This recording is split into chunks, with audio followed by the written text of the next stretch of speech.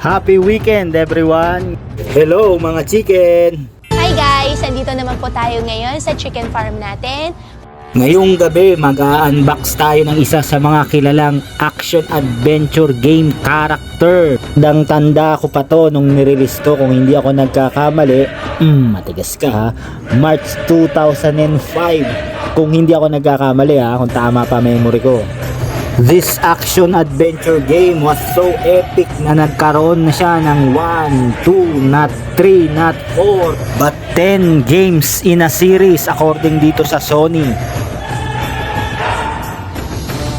Eto na, alauna, alas 2, alas 3. Damn! Here we go! Ladies and gentlemen, I give you the God of War. Woo! Ang ganda, box pa lang. Solid na solid. Tara, buksan na natin. Game. Eto na, the main character, Kratos. Woo! Ganda. Solid. Nice.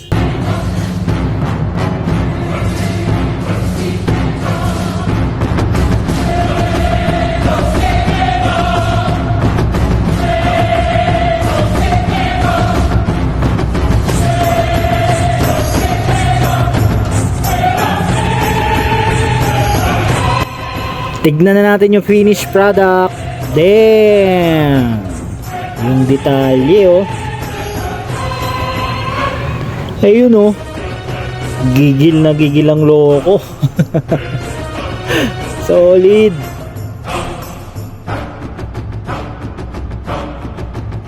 Ang tawag po dyan, Nemean Cestus. Nakuha po yan ni Kratos nung napatay niya si Hercules.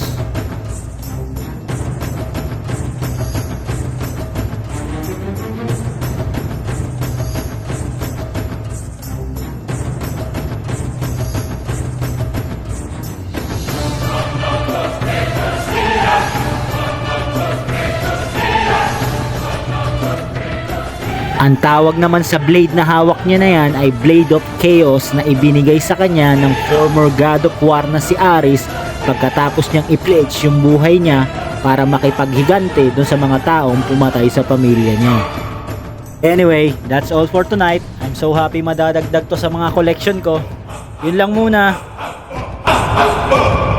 And bye-bye chicken! Bye-bye everyone!